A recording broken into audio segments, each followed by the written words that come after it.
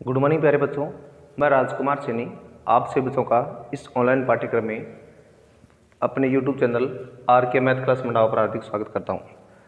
प्यारे बच्चों, अभी देखो आज हम देखो 4 की प्रश्नावली है, उसमें कुछ रहे हुए सवाल पढ़ रहे हैं। उससे पहले देखो कुछ 1-2 प्रश्नों में जो 3 की प्रश्नावली थी उनमें देखो बच्चों की कुछ समस्या आई थी, तो उनको देखो हम पहले बात कर लेते हैं। जिसे 19 का सवाल था आपका 3 की विविध में, उसका पहला पार्ट था हमारे पास 1/x माइनस 1/x माइनस 2 बराबर 3। इसको आपको हल करना था और इसको हल करके आपको क्या निकालना था, जो इसका सॉल्यूशन है वो आपको प्राप्त करना था। तो देखो कैसे प्राप्त करेंगे।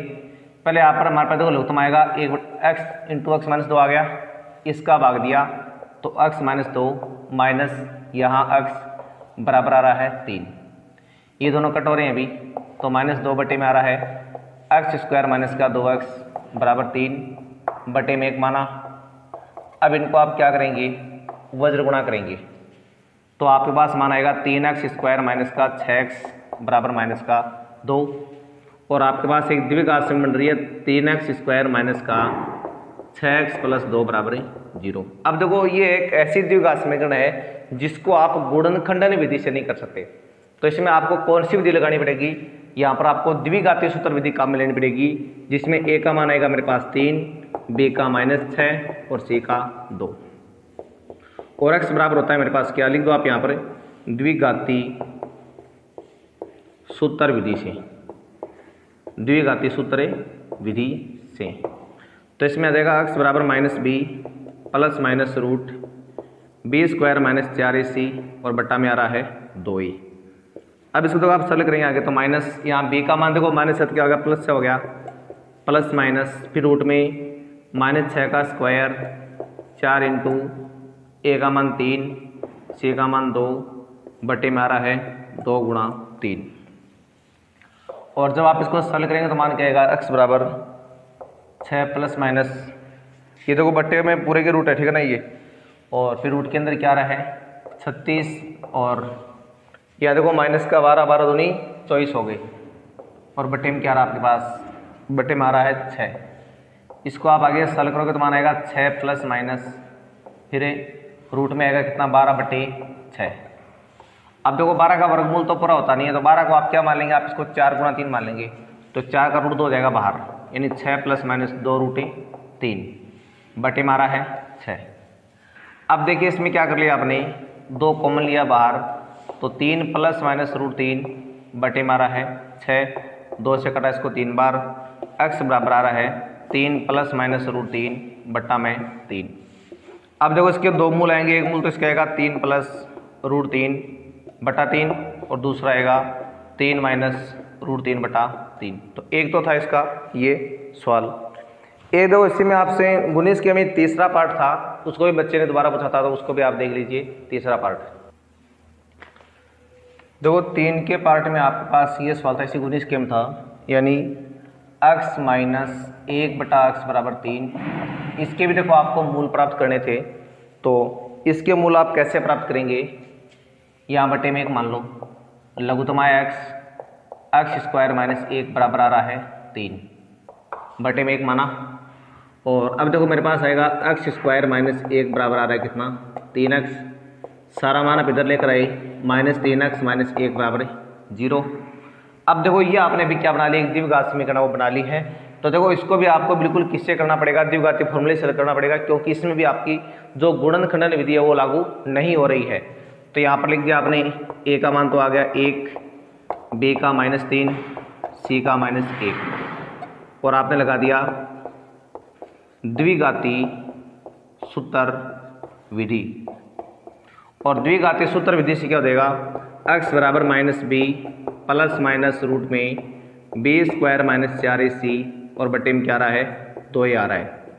अब इसको आप आगे सरल करें तो मान क्या आएगा, माइनस b का मान है -3, तो क्या हो गया +3 प्लस माइनस फिर रूट में आएगा b स्क्वायर, यानी -3 का स्क्वायर, फिर 4 गुणा a का मान 1 है और c का -1 है, बटे में क्या आ रहा है 2 गुणा 1। अब देखो इसको आप आगे सरल करोगे तो मान क्या आएगा, x बराबर 3 प्लस माइनस और इसमें देखो ये मेरे पास हो गया 9b, और इनको देखो आप सरल करोगे तो मान क्या आएगा, माइनस का 4 और प्लस का 4, ये प्लस का 4 हो गया, और बटे में कितना आ रहा है, 2 आ रहा है। इसको आगे सरल करने पर मान आएगा 3 प्लस माइनस ये रूट 13 हो गया है, बटे में 2। अब आगे सरल होगा नहीं रूट का, तो एक बार तो आएगा 3 प्लस रूट 13 बटे 2, और दूसरा मान आएगा x बराबर 3 माइनस रूट 13 बटे 2। तो ये इसके दोनों क्या हो गए हैं, मूल हो गए हैं। एक सवाल ये बच्चे ने पूछा था। फिर देखो एक इसी प्रश्नावली में आपका एक 21 का तो प्रश्न था, उसमें पहला पार्ट एक बच्चे ने और पूछा था, तो 21 का पहला पार्ट आप और देखिए, प्रश्न संख्या 21 का पार्ट फर्स्ट। तो पार्ट फर्स्ट में क्या पूछा है वो देखो आप सारे अभी एक बार। तो देखिए पार्ट फर्स्ट में आ रहा है आपके पास, यानी इसमें मेरे पास पी स्क्वायर एक्स स्क्वायर, और साथ में आ रहा है P square minus Q square, और इंटू में एक्स आ रहा है, और माइनस में क्यू स्क्वायर बराबर 0 आ रहा है। तो इसको आपको किस विधि से हल करना है, इसको आपको हल करना है यानी जो द्विघाती सूत्र विधि है उससे आपको इसको हल करना है। तो देखिए इसको आप कैसे हल करोगे, इस सवाल की हम बात यहाँ पर भी कर रहे हैं। तो देखो सबसे पहले मैं यहाँ पर क्या करेंगे, इसमें आप लिख दो ए का मान तो आ रहा है मेरे पास पी स्क्वायर, और बी का आ रहा है P square minus Q square, और आर का आ रहा है माइनस में क्यू स्क्वायर।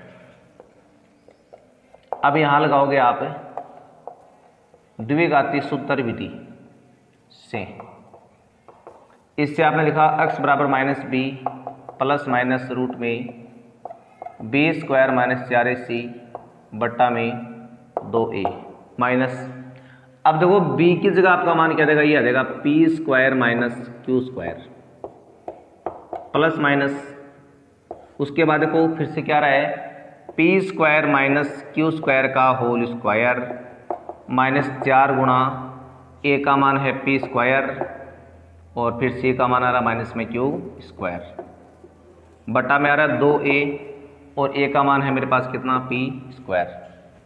तो अभी आपने मान सारा रख दिया ना। अब देखो इसको आप आगे और सरल करेंगे, तो यहाँ पर तो मान आ रहा है मेरे पास कितना, माइनस में P square minus Q square, ये तो बड़ा अलग से सेपरेट। अब तो जो रूट के अंदर वाले संख्या इसको आप सरल करोगे तो मान आपका आएगा p की पावर 4 q की power 4 minus 2p square Q square, और ये प्लस में आ रहा है मेरे पास कितना 4p स्क्वायर है क्यू स्क्वायर, और बट्टे में आ रहा है कितना 2p स्क्वायर। लिख दिया आपने इसको यहाँ तक। अब देखिए उसके बाद आप आगे, यहाँ तो आ रहा है मेरे पास माइनस में P square minus Q square plus minus, और यहाँ पर देखिए ये जो आपका मान वो बढ़ रहा है पी की घात 4 प्लस क्यू की घात 4, और प्लस में 2p स्क्वायर क्यू स्क्वायर, और बटे में कितना आ रहा है 2p स्क्वायर। अब देखो जब इसको आप आगे और भी सरल करोगे तो आपके पास देखो क्या आएगा, ये जो बाहर वाला मान है ना, इसमें अगर आप इस माइनस को अंदर गुणा करते हो तो आपका मान क्या बन जाएगा, ये बन जाएगा Q square minus P square. तो देखो इससे क्यू प्लस का हो गया और पी स्क्वायर माइनस का हो गया, और आगे आ रहा है प्लस माइनस, फिर रूट में देखो मेरे पास क्या आ रहा है, रूट में जो मान आ रहा है वो देखो आपका P square plus Q square का होल स्क्वायर बन रहा है। तो इसको बना देंगे यहाँ पे P square plus Q square का होल स्क्वायर, और बटे में क्या रहा है मेरे पास है 2p स्क्वायर। अब इसको आप आगे सरल करोगे तो आपके पास मान क्या देगा, Q square minus P square plus minus, इसका वर्गमूल कितना हो गया है P square plus Q square का जो स्क्वायर वो हट गया, और बटे में क्या रहा है 2p स्क्वायर। अब ब्रैकेट को आप न लिखो तो इसके लिए क्या हो जाएगा आपका मान, दोनों चिन्ह आपको काम रेडी है। पहले आपने लिखा धनात्मक चिन्ह लेने पर, जब आप इसमें धनात्मक चिन्ह लोगे ना तो आपके पास आएगा x बराबर Q square minus P square plus P square plus Q square, और बटे में आ रहा है 2p स्क्वायर, क्योंकि यहाँ पर ब्रैकेट हटाने पर कोई फर्क नहीं पड़ती, मान प्लस में आपका तो सेम आ जाएगा ये।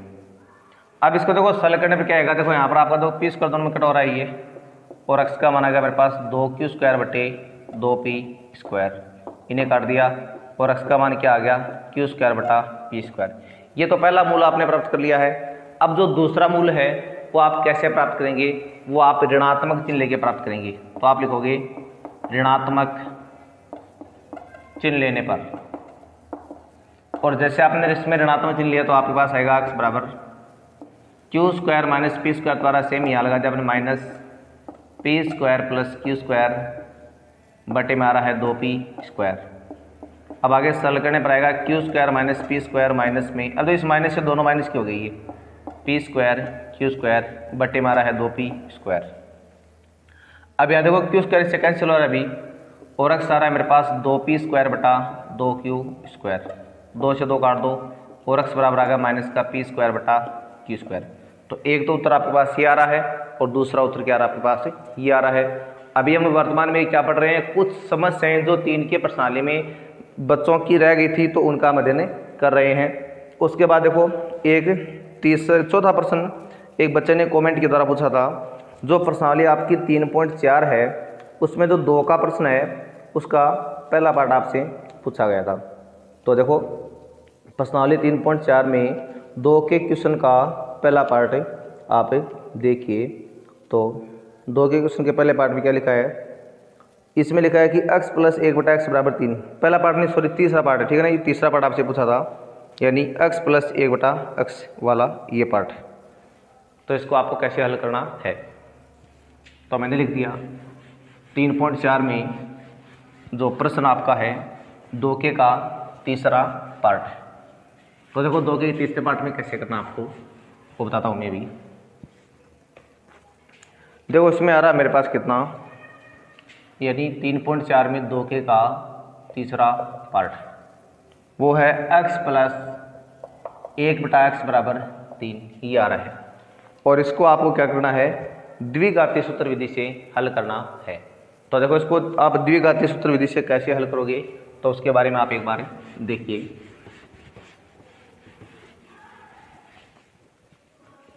तो अब आपने लिखा इसके बटे में एक माना, पहले लघुत्तम अक्ष आया x स्क्वायर प्लस 1 बराबर आ रहा 3 बटा में एक माना, और आपने क्या किया इसको वज्र गुणा कर दिया, जिससे मेरे पास आ रहा है x स्क्वायर प्लस 1 बराबर आ रहा है 3x, और x square minus 3x plus 1 बराबर आ रहा है 0।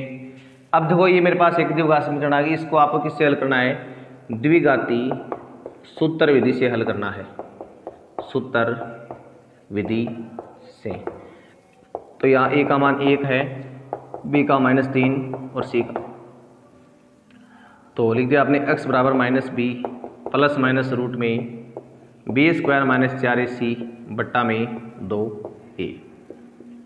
जब इसको आप आगे और भी सरल करोगे तो देखो यहाँ पर माइनस बी मतलब ये प्लस का 3 हो गया आपके पास, फिर प्लस माइनस फिर -3 का स्क्वायर 4 गुणा 1 गुणा 1 बटे में आ रहा है 2 गुणा 1। अब देखो इसको जब आप आगे और सरल करोगे तो आपके पास मान आएगा 3 प्लस माइनस रूट में फिर 9 माइनस 4 और बटे में आ रहा है 2, फिर x बराबर आ गया 3 प्लस माइनस रूट में 5 बटे 2।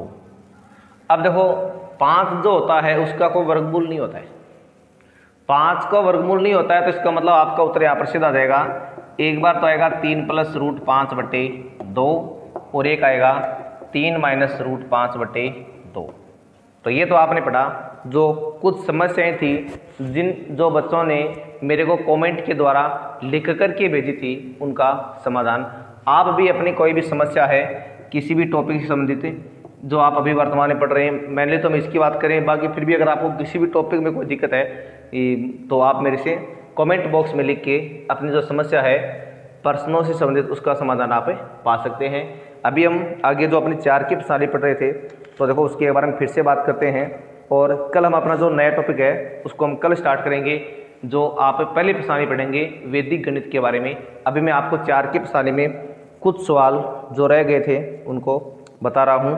तो हालांकि देखो उसमें आपके 4 सवाल थे, तो उनमें जो क्या क्या थे वो देखो इसमें, और तो आप प्रश्न इसके लगभग सारे कर लोगे, 8वां कर लोगे आप, और अब 9वां भी खुद कर लोगे आप। अब इसमें जो आपका सवाल नंबर 10 है वो लगा मेरे को तो कि थोड़ा सा कुछ अलग है, तो वो मैं आपको इसमें बता देता हूँ कि उसको कैसे करना है। देखो इसमें आपके पास 3 समीकरण आ रही है, एक तो ये समीकरण है, दूसरी ये है और तीसरी ये है।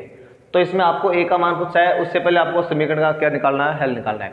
तो एक बार आप इस ए वाली समीकरण को छोड़ दीजिए, मेनली आप इन दोनों समीकरणों का मिलेंगे आप, यानी आपने लिख दिया x + 3y = 6, ये आपके पास पहली समीकरण आ गई है। फिर 2x - 3y = 12, ये समीकरण नंबर 2 आ गई है। फिर आ रहा है 4x + 3y = a, समीकरण नंबर 3 आ रही है। अब देखो सबसे पहले में क्या करना है, ए वाली समीकरण की बात तो आप करेंगे बाद में, सबसे पहले आपको समीकरण 1 और 2 को हल करके जो अभी x और y है उनका आपको मान प्राप्त करना है।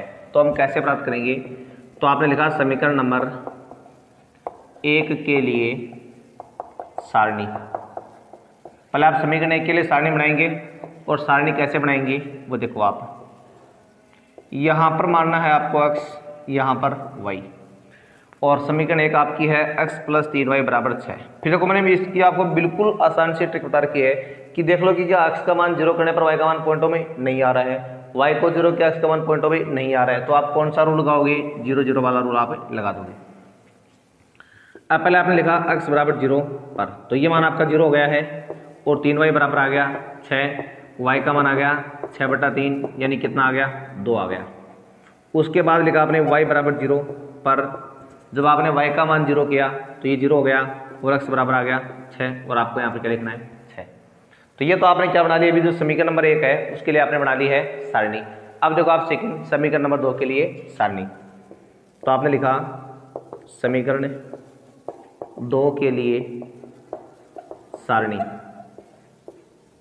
जब आप समीकरण 2 की सारणी बनाएंगे तो भी देखो आपको कुछ इस तरह से बनानी है, यहाँ x मानना है, यहाँ y मानना है। अब देखो समीकरण 2 आपकी कौन सी है, 2x - 3y = 12। देखो क्या x का मान 0 करने पर y का मान पॉइंटों में आ रहा है, नहीं, 12 में 3 का भाग जा रहा है, बिल्कुल आ रहा है, पॉइंटों में नहीं आ रहा मान आपका। फिर y का 0 किया, x का मान बिना पॉइंट क्या आ रहा है, बिल्कुल बिना पॉइंट क्या आ रहा है, तो आप यहाँ पर अपना 0 0 वाला रूल है वो लगा दो, लगा दिया ना। अब देखो समीकरण मेरे पास है 2x - 3y = 12। पहले आपने इसमें जब x का मान 0 किया तो ये मान 0 हो गया आपका, और मान आया -3y = 12, और y का मान आ गया 12/-3, यानी -4। तो यहाँ तो आप रख दोगे -4।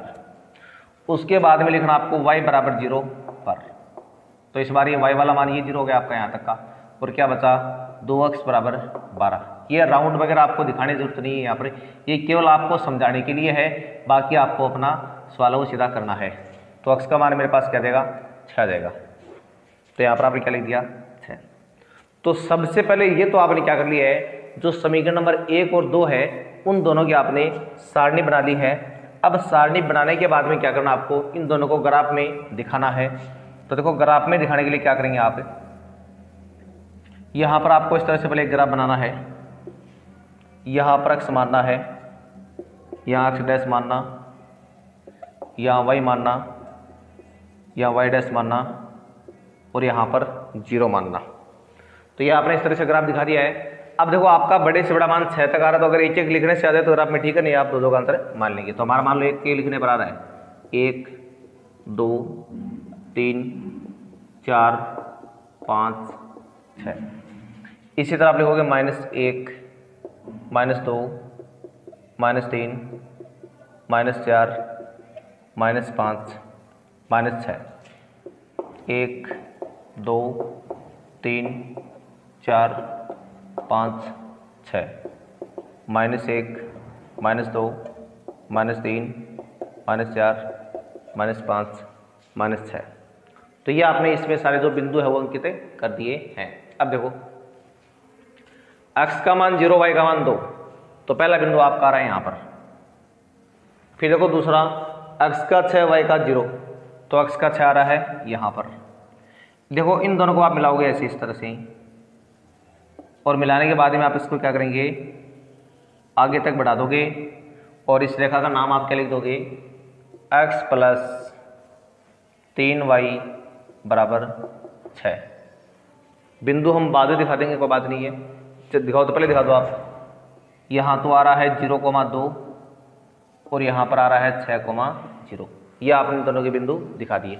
अब देखो नेक्स्ट, x का मान 0, y का -4 है, तो देखो y का -4 कहाँ पर है, यहाँ पर है। तो बिंदु आ गया 0, -4। नेक्स्ट आ रहा है 6, 0, वो सेम है आपका वहाँ वाला। तो देखो इसको भी आपको क्या करना है, बिल्कुल स्केल से मिलाना आप इसको।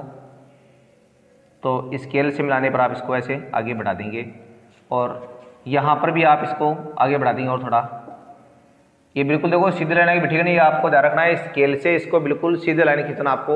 और उसके बाद में जहाँ पर ये दोनों रेखाएं काट रही है वो क्या होता है आपका ग्राफ की विधि से सॉल्यूशन है वो होता। तो देखो भाई इसमें आपको करना क्या है, ये जो ग्राफ है वो आपने इस तरह से दिखा दिया है। अब देखो ग्राफ दिखाने के बाद में इस ग्राफ से आपको रिजल्ट निकालना है। रिजल्ट निकालने का मतलब ये होगा कि दोनों रेखाएं कहाँ काट रही है। देखो दोनों रेखाएं कहाँ काट रही है, 6, 0 पर काट रही है। एक तो आप जो ग्राफ में ऊपर यहाँ कोने पर पैमाना है वो लिखना मत भूलिए आप, यहाँ पर लिखना आप पैमाना x अक्ष पर 1 सेंटीमीटर बराबर 1 इकाई और y अक्ष पर 1 सेंटीमीटर बराबर 1 इकाई। ये तो आप खुद लिख दोगे जब आप ग्राफ में दिखाओगे तब। अब जो इसमें रिजल्ट निकाल रहे हैं तो आपको लिखना है दोनों रेखाएं आपस में बिंदु 6, 0 पर प्रतिच्छेद करती है, अतः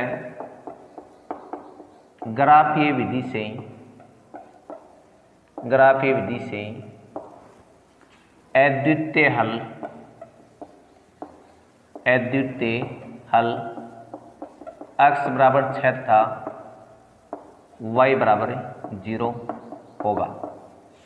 देखो ये तो इसका क्या आ गया है, हल प्राप्त हो गया। आपने जो ग्राफ विधि से हल निकालना था वो आपने प्राप्त कर लिया है, x बराबर 6 और y बराबर 0। लेकिन आपको इस सवाल में साथ में एक बात और पूछी है, और वो दूसरी बात क्या पूछा आपसे, a का मान पूछा है। अब a का मान कैसे निकलेगा, ये x y के मान दोनों आपको याद रखने हैं। तो आपको लिखना पड़ेगा x तथा y का मान समीकरण नंबर 3 में रखने पर। अब देखो समीकरण नंबर 3 कहाँ पर हमारे पास, समीकरण नंबर 3 यहाँ पर है। यानी आपको लिखना पड़ेगा कितना, 4 गुणा 6 प्लस 3 गुणा 0 बराबर a, और सरल करने पर आएगा 24 प्लस 0 बराबर a, यानी 24 प्लस 0 बराबर a आ रहा है मेरे पास। यानी a का मान मेरे पास क्या आ गया है, 24 आ गया है। तो ये आपको इस तरह से जो a का मान है वो प्राप्त करना था। ठीक है, तो ये तो पढ़ा आपने सवाल नंबर कौन से के बारे में, 10 के बारे में। फिर देखो 11वां जो सवाल उसमें भी आपको ग्राफ विधि से हल करना है। 8वां 9वां मैंने आपको समझाई दिया है कैसे करना है। अब इसके साथ जो आपकी प्रश्नावली संख्या जो 4 है वो कंप्लीट होती है। अब हम आगे जो नेक्स्ट प्रश्नावली है, पहली प्रश्नावली, उसके जो कुछ बेसिक फॉर्मूले हैं वो देखो मैं भी आपको लिखवाता हूँ। या यूँ मान लो कि चलो उसको हम कल ही पढ़ेंगे, आज हम बस इतना ही पढ़ेंगे कि जो 4 की प्रश्नावली है वो आपकी कंप्लीट हो गई है। बाकी जो प्रश्न है वो आप घर पे निकालना इनको। और अब हम नेक्स्ट जो टॉपिक अपना है वो वैदिक विधि से जो वैदिक गणित है उसको पढ़ेंगे। और तब तक के लिए आपको नमस्कार, धन्यवाद। एक दूसरी बात ये देखिए, आप में से कई बच्चे ऐसे हैं जिनको ये दिक्कत है कि उनको भाई जो 10th क्लास के सारे वीडियो आपको नहीं मिल पाते हैं। तो इसके लिए देखो मैं आपको बताना चाहूँगा कि जब आप चैनल में प्ले लिस्ट बनी हुई है, अंदर 2 प्ले लिस्ट, एक में तो है 10th क्लास के वीडियो, एक है 12th क्लास के वीडियो। तो जब आप प्ले लिस्ट में जाओगे तो वहाँ पर आपको क्या करना है, 10th क्लास के वीडियो उसको क्लिक करना है। तो वहाँ पर आपको 10th क्लास के जितने भी वीडियो हैं वो सारे आपके सामने आ जाएंगे। फिर आपको उनमें से जो भी टॉपिक में, और जब आप उनमें से पढ़ें तो आपको क्या करना है, देखो प्रत्येक टॉपिक देखो पार्ट लगा दीजिए। टॉपिक पर जैसे मान लो 17वें का पार्ट 1, पार्ट 2, पार्ट 3 ऐसे, तो उनको आप क्रम से पढ़ के आना। और आपको प्रत्येक टाइप के 2-2 वीडियो मिलेंगे वहाँ पर। एक इंग्लिश मीडियम का वीडियो है, एक हिंदी मीडियम का वीडियो है। आप जिस मीडियम के हैं उस मीडियम की वीडियो को सिलेक्ट कर लीजिए और आप आराम से जो पीछे की वीडियो है उनको आप देख सकते हैं। एक दूसरी बात कि अभी तक कुछ बच्चे ऐसे हैं जिन्होंने चैनल को सब्सक्राइब तो कर रखा है लेकिन जो बेल आइकन है उसको प्रेस नहीं कर रखा है, जिससे उनके पास समय पर नोटिफिकेशन है वो नहीं पहुंच पाता है। तो देखो आप अपने, जैसे आपने अभी अपना वीडियो आप देखो, इसमें आपको नजर आएगा कि वीडियो के नीचे एक तो यहाँ पर लाल अक्षरों में सब्सक्राइब नाम लिखा हुआ है, तो आप उसको प्रेस कर देंगे जिन्होंने अभी तक इसको प्रेस नहीं कर रखा है। साथ में देखो फिर आपको उस सब्सक्राइब के पास में एक बेल आइकन बना नजर आएगा, ऐसे घंटे का निशान है उस तरह से, ठीक है ना। उस घंटे के निशान में क्या करना आपको, उसको भी आपको प्रेस कर देना है। जिससे क्या होगा, जैसे ही नए वीडियो आएगा तो आपको वहाँ पर तुरंत उसका जो नोटिफिकेशन है वो आपके पास ऑटोमेटिक पहुँच जाएगा कि ये आगे का वीडियो इस तरह से आ चुका है। तो ये दोनों कार्य आप कर लेंगे। तो आज के लिए बस इतना ही। बाकी आपको अगर कोई सवाल में कोई दिक्कत है, कोई समस्या है, तो आप निसंकोच मेरे से पूछ सकते हैं। आपकी हर एक प्रश्न की प्रत्येक समस्या का हल करने का प्रयास किया जाएगा। आपकी पूरी बुक के अंदर कोई भी समस्या हो या जो टॉपिक आप वर्तमान में पढ़ रहे हो, भाई ठीक रहेगा जो टॉपिक आप वर्तमान में पढ़ रहे हैं उन्हीं में से पूछे। बाकी अगर इसके अलावा बीच में अगर आपको कोई और टॉपिक में भी समस्या है और आपका पहले से पढ़ा हुआ है तो वो भी आप मेरे से पूछ सकते हैं। जैसे मान लो कि कोई पुराने बच्चे हैं जिनकी अभी 10th की एग्ज़ाम हुई नहीं है, अभी उनकी संभावना वैसे जुलाई में होने की है। तो अगर आपको भी कोई सवाल में कोई दिक्कत है तो आप मेरे को कमेंट बॉक्स में लिख सकते हो, तो आपकी भी जो पर्सन की समस्या है उसका समाधान कर दिया जाएगा। तो प्यारे बच्चों, आज के लिए बस इतना ही। कल हम अपना जो नेक्स्ट टॉपिक है उसको स्टार्ट करेंगे। और आज के लिए बस इतना ही। धन्यवाद, नमस्कार।